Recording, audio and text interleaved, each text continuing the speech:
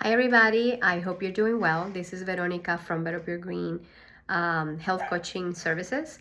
And I wanted to talk about something that I am sure it's on your head maybe every day because of the way the economy is, flowing at this moment.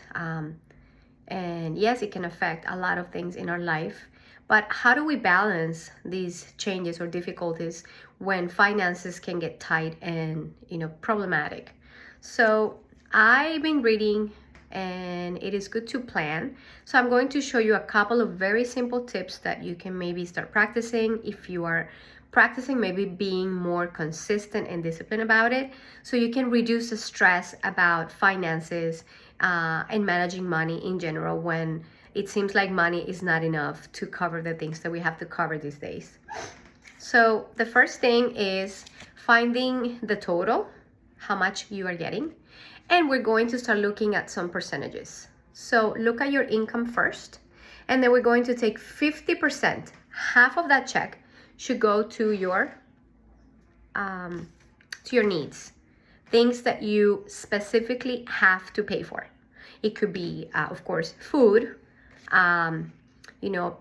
bills at the house, things that you have to pay for, whether if it's water, electricity, internet, whatever are things that you depend on, that you actually need. Also including your healthcare, if you are paying insurance, your car insurance, these are things that you need and required to be able to move around and function in a healthy way every day. The second part is 30%. So 30% you can allocate it or put it into your wants, things that you want to buy, things that you think that you can enjoy.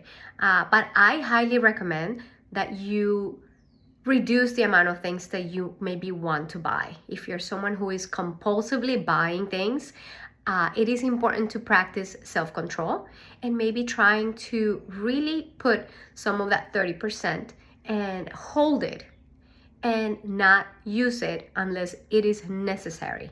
For example, if you go out to dinner with friends, and yes, going out to dinner with friends is not a must, but it's something that you can have that extra money to maybe just treat yourself that night and have something that you usually don't buy for yourself. That's something that it's a memory, it's something that matters, instead of just buying something that you saw on Instagram that you absolutely don't think you're gonna use. You just saw it and you think it's cool. Do not buy it. And the last one is 20%. So these 20% will be for savings, money that you will put away, money that you put on a reserve, whether if it's a savings account, however you save your money, put it in an account that you cannot touch, you don't have access to, or if you have someone who helps you with finances, make sure that you are clear and let this person know that this is the amount that you want to put away, so that if there's any days or months in the year or time that you are struggling and you need to take a little bit of money from there to cover things that you need or you have to pay, it's there. So one of the main things to get better with money, how do we get better with money?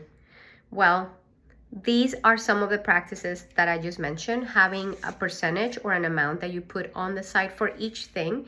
And these things will definitely help us minimize debt. You are going to have less money that you owe. And of course, because we're talking about health, and health is, believe it or not, is very affected by finances. It can definitely help us minimize stress, which is really good. We do not need more stress. And if we do take care of our health and we do take care of our finances, we can avoid hormone problems. For example, when you're stressed out and if you're worried about money, your hormones can start giving you problems. You can also have a better mood. When there's no money, when you're stressed out, you're moody, so it can help you with mood. It can also help you sleep better. Sleep is absolutely something that can get affected by finances and lack of money or just financial issues. So if you do take care of your finances, you probably are going to sleep better at night.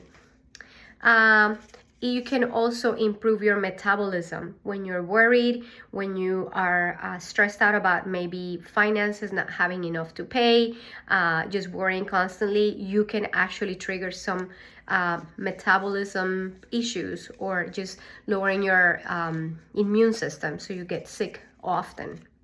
And of course, you will reduce triggering health issues, like I mentioned before.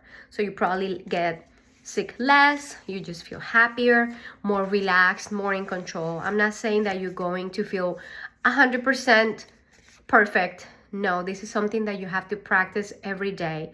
Start with a small amount. Make sure that you have some sort of savings, even if it's a little bit. And stop spending money that you do not need to spend.